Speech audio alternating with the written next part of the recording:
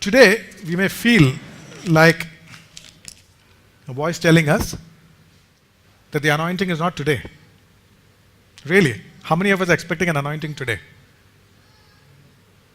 You know, we may have received and expected got an anointing sometime back, or will expect another one, at the next big meeting. But are we expecting an anointing today? But if we, like Mary, say the same lines that she might have said, I don't know, but she might have said to Jesus now in our hearts as we're sitting and standing here, and tell him, I know who you are. You are born in me, right? The Lord has been born in each one of us. I know everything that they have said about you. I know everything that you've said yourself. I have your covenant with me. I know you are the Messiah. I know you were there in the beginning and you're there in the end and you're there now. I know you're the great I am. And I know your time is yesterday, today, and forever. And if we move in faith expecting the Lord to work, I believe that today each one of us will receive a fresh anointing. I do not believe that the Holy Spirit asked me to speak about the about the Holy Spirit in a theoretical fashion so that we can know more about Him. I cannot believe that the Holy Spirit wanted me to, speak about the Holy Spirit for that we have more head knowledge about the Holy Spirit. I refuse to accept that. It cannot be true. In fact, I was reading somewhere that right now there's so much of craving for the Word of God, meaning not the living Word of God, but a head knowledge of the Word of God. Okay, that's the context that he's saying. We know that the Word of God and God is one, but he's not referring to that. He's saying that right now there's a lot of rush to get the new revelation or the new understanding or the new insight from a purely academic and intellectual point of view. Okay, there's so much of rush for the Word of God that people don't want the God of the Word. You want the Word of God, but you don't want the God of the Word. So I'm equally convinced that today the Lord has not brought us here to increase our intellectual understanding of the Bible or of the Holy Spirit, but definitely that He wants to touch us afresh today. Let's just fast forward, 2 or 3 years to Jerusalem. In that upper room, okay, where the disciples were praying, okay, and you have to recognize that we are also in an upper room today, okay, like the book of Acts. We too are in an upper room and the setting is perfect, okay, except that was 9 o'clock in the morning and this will be closer to 7:30 in the evening, except the time difference. Everything else is the same. The God is the same. Everybody here is also a child of God. Flesh-like passions as they were. Okay? And by the way, the disciples knew exactly when. They were not fools. They knew that the Pentecost is coming and on the Pentecost day something will happen. If today we sit with that kind of expectancy, okay? And they were sitting there. And they were praying and they were fellowshipping and, they were together like we are together. And whoosh! The sound came like a mighty rushing wind and filled the entire place, and tongues of fire came and sat on each person. I believe, I don't know in what fashion, but I believe that if we expect, God will fill each one of us today. And do you know something which some of the people said that day? It's interesting in the context of what we are saying today. Some of the people that day said, they are full of new wine. They did not say they had a good meal. All they said was, they had new wine. That day, the people heard the sound and they came to find out what the noise was about. That's how the first church came. The first church didn't happen by people going out and preaching the Word of God. Something happened in that upper room and 3,000 people came there and Peter had to give an explanation of this is what happened in that upper room. And that day about 3,000 souls were added to them. And they continued steadfastly in the apostles' doctrine and fellowship, in the breaking of bread and in prayers. Then fear came upon every soul, and many wonders and signs were done through the apostles. So we know, and we've just seen, that he can fill people who are waiting for him. Which brings us to another question: how much? Okay? If you notice in John chapter 2, all Jesus said was, fill the water pots with water. He never told them how much to fill. He never asked them to fill to the brim. But they went ahead and filled it to the brim. Looks like no one is listening to the Lord in today's message, Everyone is refusing to do what the Lord is saying. So, quarter filled would have been obedience. Half filled would have been obedience. 3/4 filled would have been obedience. And to the brim would have also been obedience. Last Monday I was sharing with Jose Uncle that there's some thought which is on my mind, and at an appropriate time I'll share it with him. I believe today is that appropriate time to share it with all of you. Look, this fellowship in Kakanad definitely not started by man. Okay? It's part of God's purpose for the people living here. And I think we have to be really grateful for the privilege, of being part of something new. Really, it's something, to be part of the start of something is a great privilege. It's really an incredible privilege to be counted worthy or to be drafted in to something like this. And Jose Uncle and God through Jose Uncle asked all of us to pray, because the word of God is very clear. It says in Mark 3:27, because we are really going into, this is, by the way, the Lord's church, building of the church in Kakanad did not start after we came here, right? He started the building of his church long before, we've come here. But he's given us a role to play, okay? And in Mark 3:27 it says, no one can enter a strong man's house and plunder his goods unless he first binds the strong man, and then he can plunder his house. So part of the praying that we are supposed to do is to bind anything that is opposing the move of God here. And I have prayed regularly, and as a family, in a family prayer time also we've prayed for this fellowship.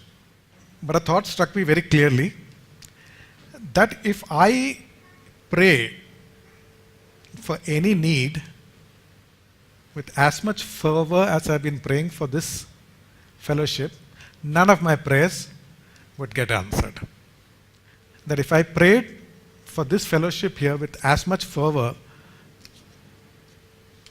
if I prayed for anything else, as much as I prayed for this fellowship, my prayers would never get answered. If I worked for my job or for my business with as much effort as I put in here, my job and my business would fail very quickly. This was, it was very heavy on me. Jesus says men always ought to pray. Right? Men always ought to pray. I'm not saying that we need to, long prayers or any of that, or that it's measured by the time or something, but the fervency with which we pray about this group, okay? I knew I wasn't. Okay, God knows that I wasn't. I was praying all right, but, really, to see God move mightily through this meeting and to see, the move of God through this meeting, I knew I wasn't, and I knew if I prayed for anything else the way I did, none of those prayers would ever get answered, I don't know why the Lord made me share that, but I just, thought I'll share it with you. So why don't we just take a minute, quick minute, because the time length of the prayer doesn't matter. Why don't we just close our eyes and just pray to God one more time to, to bless what He started here and to, to really move, in spite of us sometimes, to just move and do His good work that He wants to do for the area of Kakanad, You can just pray in your own mind, just with all the fervency that you can muster, just pray to God, through the Spirit, in just normal language, whatever you want, Amen. At the end of each service, we hear this verse, almost like a benediction, where Jesus is saying, I will build my church and the gates of hell shall not prevail. By the way, I was just looking at some versions of the Bible, and there is a Bible called the Complete Jewish Bible. Like the NIV, King James, there's a version of the Bible called Complete Jewish Bible. It's a Bible it's a regular Bible, okay? But it's a Bible that's aimed at letting Jews know about the Jewishness of Jesus. Letting them identify that Jesus is the Messiah, okay? And letting people like us know about our Jewish heritage. So it's presenting presenting Jesus to the Jewish prospects, unbelievers, as the Messiah, and telling each one of us of our Jewish heritage. Okay, it's a complete Jewish Bible. Basically, everything is the same except some of the names, some of the terms, they will use the original Hebrew version so that Jewish people can relate to it better. And we also can get a flavor of what the Bible is saying. Now, I found something interesting, and I thought I must share it with this group. The Complete Jewish Bible translates Matthew 16:18 this way. Are you ready for it? Okay. I will build my community, and the gates of Sheol shall not overcome it. I will build my community. I will build my Jesus family community. I will build my community. Okay, I got very excited when I saw that. I will build my community. So that's a verse that we can definitely claim for our fellowship here. Oftentimes, when somebody pronounces that, at the end of the meeting normally, that I will build my church and the gates of hell shall not prevail, we take it as some kind of a blessing. I think people in this church don't, but there are many people who take that as some kind of a blessing, as hell will not come against us and hell will not prevail against us and our life will go smoothly. But if you read that verse clearly, okay, what it means is that we know that the gate, if anyone puts a gate to the house, it's a defense mechanism. It's a protection. It's not an offensive part of the house, right? Its defense is to protect the house from being attacked and to prevent strangers from coming in. When Jesus is saying, I will build my community, I will build my community, I will build my community, I will build my community, and I will build my community bigger and bigger and bigger. And there is this gate of hell in Kakinad. And as this community grows bigger and bigger, we will come against the gates of hell, which is keeping people inside under his custody. And the gates of hell will not prevail. And the Lord will win more souls too. That's what it means. Oftentimes we may take it as a blessing.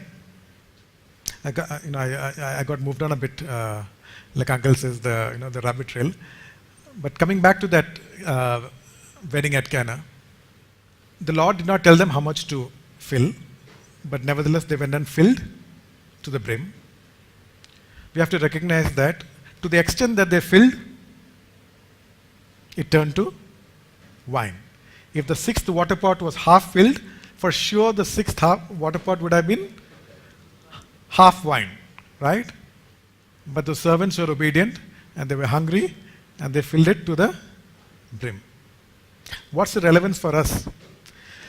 The word of God in John chapter 3 verse 34 says, for God gives the Spirit without measure. He gives the Spirit without limit. So if you ask for the Spirit to the brim, you and I will be filled to the brim. You have to understand, whenever it talks of the Holy Spirit, it's always fountain or rivers, or springs, or it's like one giant, huge, bubbling, unstoppable force of water that's coming out. It's never a trickle of the Holy Spirit or a drizzle of the Holy Spirit. It's a rain or river, or streams of living. It's anything which is springs of living water. It just shows the amount that the Lord wants to pour out on us. And God stops us from asking for the drizzle of the Holy Spirit or the trickle of the Holy Spirit. May we be hungry for the Niagara Falls of the Holy Spirit, or any such thing. It's important as we minister here, and as Joseph Uncle has reminded us, that the master of the feast never looked at the water pot and commented on the water pot. The water became wine in spite of the water pot, because these were really cleaning vessels for cleaning, right? For ritual cleansing, which is kept outside the house. They were not even the empty wine pots. These were pots that were kept outside the house for ritual cleansing. So the water became wine in spite of the water pot. And the master of the feast appreciated the wine. In pretty much the same way, I feel, we must never draw attention to us as water pots. We must just be able to let people see the wine inside and the Lord of the wine. The other thing is, I just mentioned that these pots were outside the house. Okay? They were doing a service there. So in whatever little way we do, whatever little service that we are doing for this group or for any other ministry, we are doing a service, and there will come a time when God will use us for greater glory. They were being useful. They were useful for cleansing, or to refresh some tired guest who came in. But in due time, the Lord lifted them from outside. The servants did not decide. The Lord called for those pots to be filled, and the Lord caused its contents to be turned into wine. So, the only thing I'm reminded of is, for instance, there's an intercession group here in the church which meets.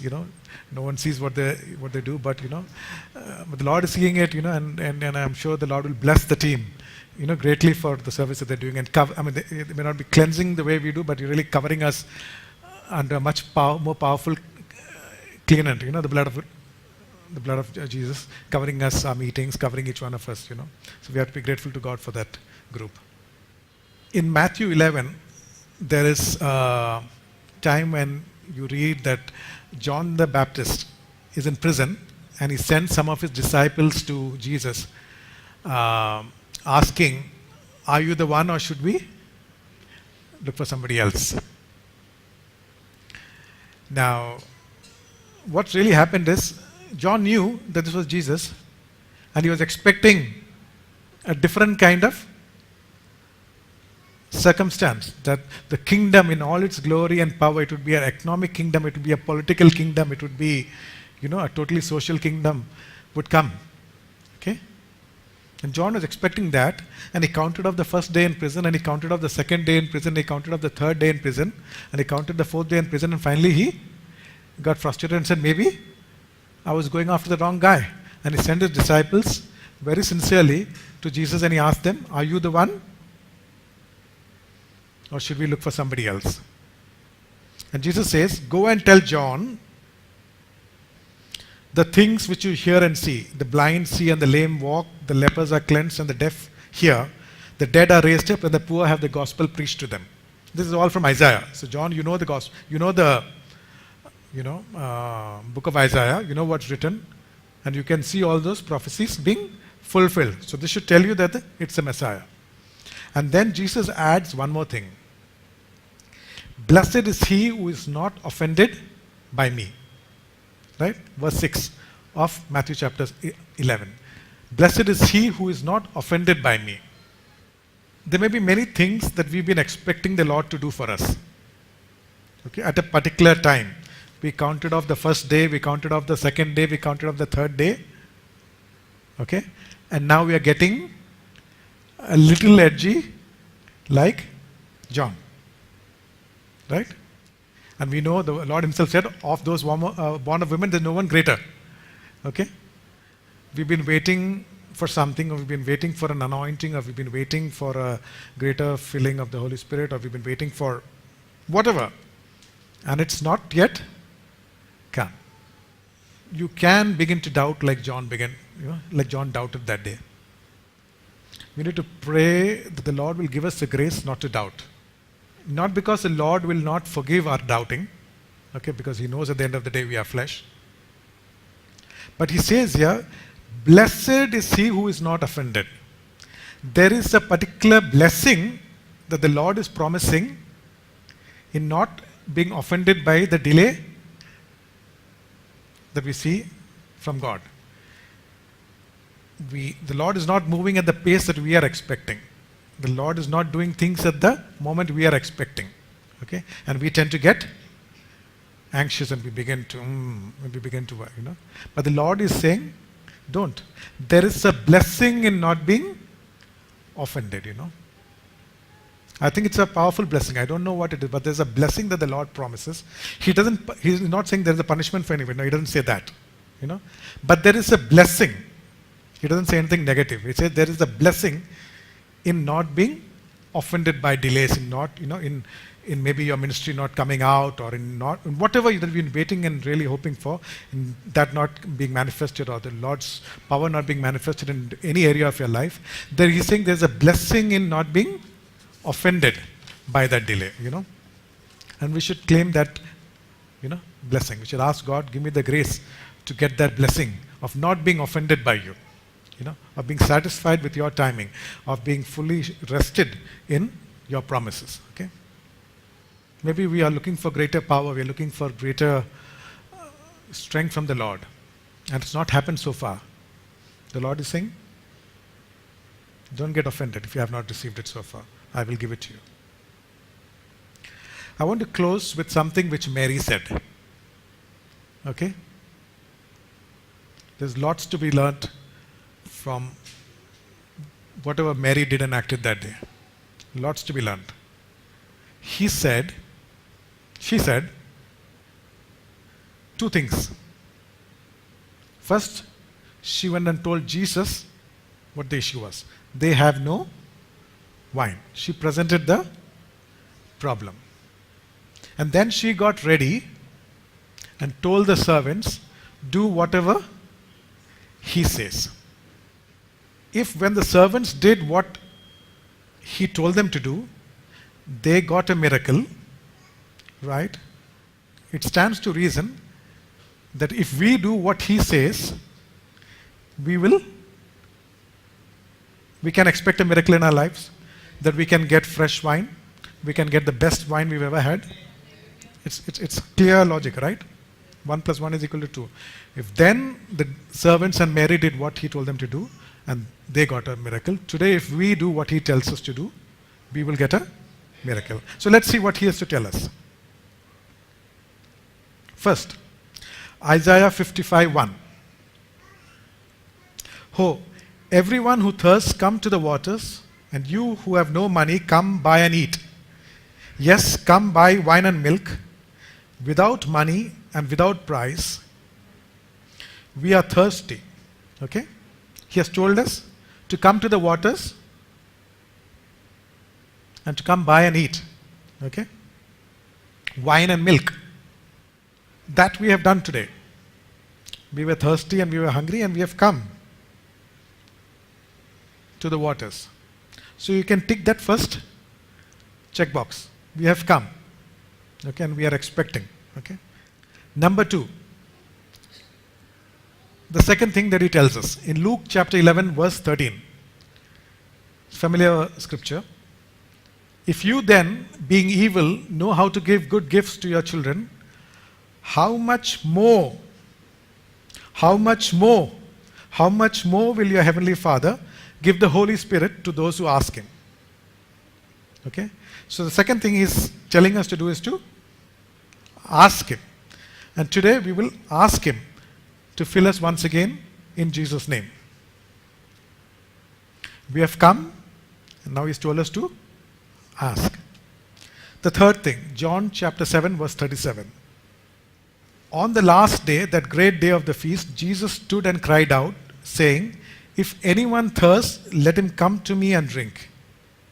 Let him come to me and drink. First part we have done, we have come. We've come to Him. Now we need to ask and drink. He who believes in me, as the scripture has said, and we believe in Him, out of his heart or his belly will flow rivers of living water. So we need to come, which we have done. We need to ask, believing, which we have, which we need to, and we need to drink.